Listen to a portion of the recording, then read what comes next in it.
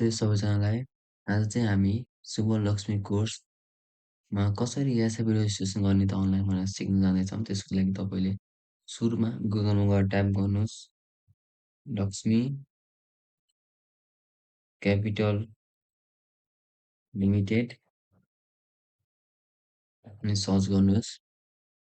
त्यसपछि Lakshmi capital market लिमिटेडको यो page खुल्छ, यहाँ क्लिक गर्नुहोस्। यस्तो इन्टरफेस खुल्छ। अनलाइन डिमेटको तल शुभ लक्ष्मी कोर्स अनलाइन लेखेको छ, यहाँ क्लिक गर्नुहोस्।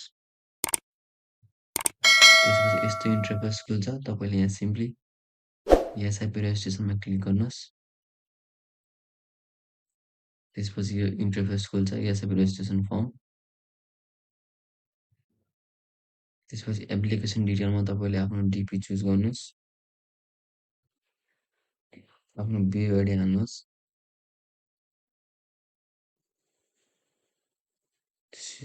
मोबाइल नम्बर हाल्नुहोस्।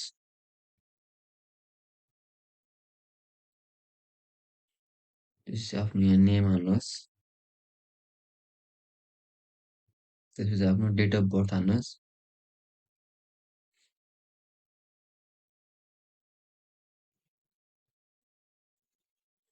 आफ्नो सिटिजनसिप नम्बर हाल्नुहोस्।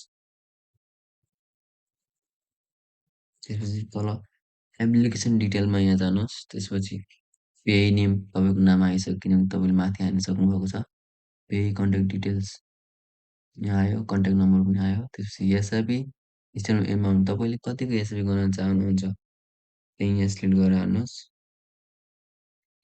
एसआइपी रेजिस्ट्रेसन डेट दर्ता मिति जुन दिन तपाईँ रेजिस्ट्रेसन गर्नुहुन्छ त्यही दिनदेखि तपाईँको एसआइपी सुरु हुन्छ।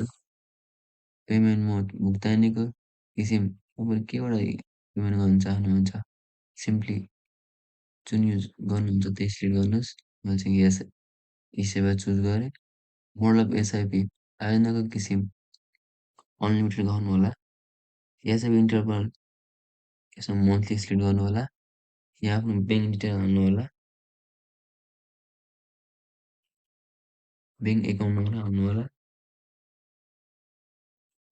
त्यसपछि तल सोर्स अफ फन्ड तपाईँको के हो, सेलेरी हो भने सेलेरी चुज गर्नु, बिजनेस हो भने बिजनेस चुज गर्नु, सेभिङ हो भने त्यसमा सेट गरेर एसआइपी सेभिङ लेख्दा पनि हुन्छ। त्यसपछि केवाइसी भेरिफिकेसन माथि चाहिँ पोलिटिकल्ली एक्सपोज पर्सन नो छैन सिलेक्ट गर्नुहोला। यहाँ चाहिँ केवाइसी भेरिफिकेसन यो चाहिँ इम्पोर्टेन्ट हो। तपाईँले सिटिजनसिप आफ्नो सिटिजनसिपको यहाँ अपलोड गर्नुहोला।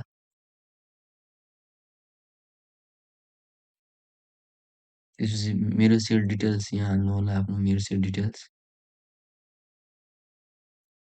इमेल तपाईँले जुन इमेल धेरै युज गर्नुहुन्छ त्यही इमेल हाल्नुहोला, किनभने त्यसमा मेल जान्छ।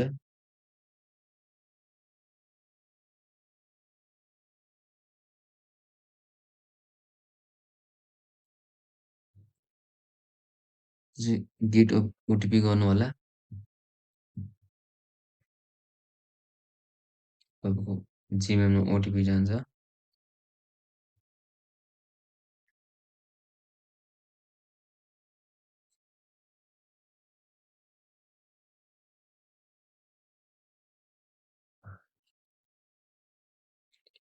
ओटिपी टाइप गर्नुहोला।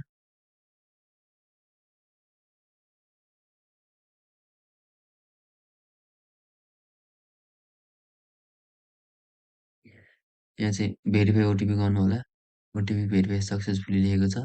त्यसपछि आउँछ do you want to enroll in dividend इन्भेस्टमेन्टमा, यो चाहिँ मेन इम्पोर्टेन्ट हो। तपाईँले यहाँ टिक गर्नुहोला। यो भनेको चाहिँ एनुअली आउने क्यास डिभिडेन्डलाई फेरि रिइन्भेस्ट गर्न मिल्छ। यो क्यास तपाईँले यो प्लान लेख्नु भएन भने डिभिडेन्ड आएको आएको क्यास एमाउन्ट चाहिँ तपाईँको सिधै एकाउन्टमा जान्छ, ब्याङ्क एकाउन्टमा। तपाईँले यो प्लान लेख्नु भएको छ भने क्यास क्यास आएको फेरि रिइन्भेस्ट गरेर तपाईँलाई युनिट आउँछ। त्यही भएर यो प्लान चाहिँ टिक गर्नु, यो मोस्ट इम्पोर्टेन्ट हो। त्यसपछि प्रोसिड फर पेमेन्टमा क्लिक गर्नु होला। यो चाहिँ केबाट पेमेन्ट गर्ने त्यही सिलेक्ट गर्नु होला। यस्तो इन्टरफेस खुल्छ। यहाँ चाहिँ इसेवा आइडी पासवर्ड हालेर यहाँ पेमेन्ट गर्न सक्नुहुन्छ। Thank you.